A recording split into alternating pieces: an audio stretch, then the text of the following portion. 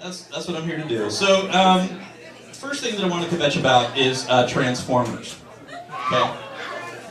When I was a kid, Transformers were the shit, right? Like, it was in the 80s, and like, I remember like, you know, Christmas Eve, I had like Soundwave, which was the tape guy, and the tapes would come out, and it was like, holy shit, and I'd put him up in the window and look at him and be like, oh my god, he's so effing cool.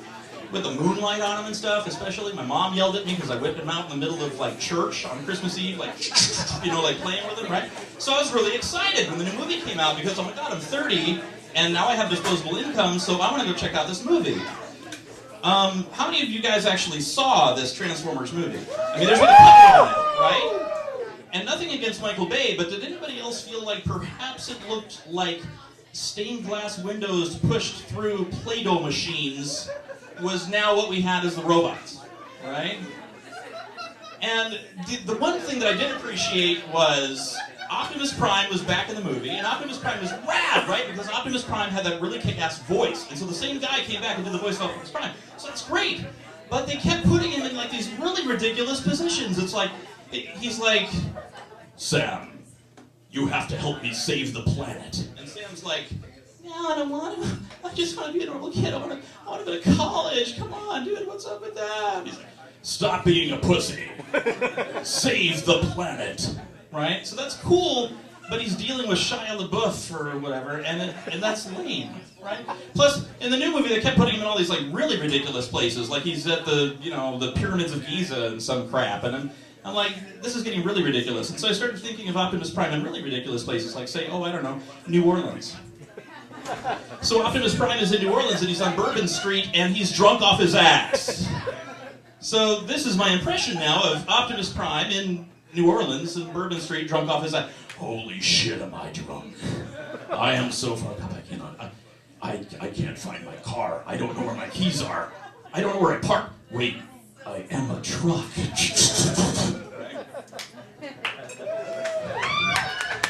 Right? Or like, can you imagine Optimus Prime like walking down Bourbon Street drunk off his ass? Bumblebee, do these beads make me look gay? I don't know, Optimus. Right? It was ridiculous, and a lot of things have become ridiculous like that. You know, you look back. I mean, I'm actually going to be turning 34 in May, so I feel really old now because all the stuff that I thought was really awesome is cool again. Like, oh, I don't know, Indiana Jones. So here's another impression for you. I don't know if anybody realized this, but the new Indiana Jones movie sucked. Right? I mean, it was really awesome to see Harrison Ford trying to kick ass again. And they even like kind of made fun of the fact that he's like 54 or 68 or I don't even know how hell the poor guy is now. But the problem was, well, first off, we can start with the title. The title was The Kingdom of the Crystal Skull. Can you imagine the phone call to Sean Connery from Steven Spielberg and George Lucas about that one? Yeah, you know, Sean, we'd love for you to come back and do another film. Oh, well, it sounds great, guys. What's the movie about? It's about aliens. Aliens. Sounds great. What's the title? It's The Kingdom of the Crystal Skull. Shit. It's called what? The Kingdom of the Crystal... That sounds genius, boys. Yeah. Aliens in the Kingdom of the Crystal Skull. I'm gonna sit this one out, boys. You guys have fun.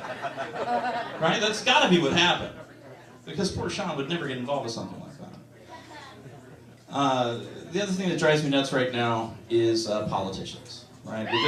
We just got in. I think it's a miracle that this actually occurred, but we have the first African American president, and it's awesome. But I would love for that to happen. There's one that I can think of I'm not so really crazy about perhaps happening, but the thing that drives me nuts about politicians, though, is that they're always selling everything. Like, did you guys see Bob Dole pushing Viagra? It's like, vote for Bob Dole, get Viagra. It's like, what is that all about? And then I started thinking, like, other politicians, like, what would they be pushing? Right? Like, what could they possibly sell? So I was thinking of, like, George Herbert Walker Bush. What would he possibly sell? Maybe he's, like, doing Oscar Mayer wieners. You know, what would he possibly sell? Then I thought of Bill Clinton. I'm like, Massengill, right? Or something. Maybe Cuban cigars. I don't know. You know, what would he be pushing? George W. Bush, probably something simple like Taco Bell, you know, or something.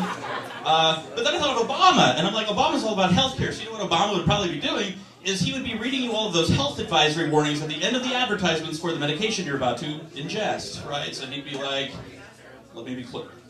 This may cause a rash. You might never be able to defecate again.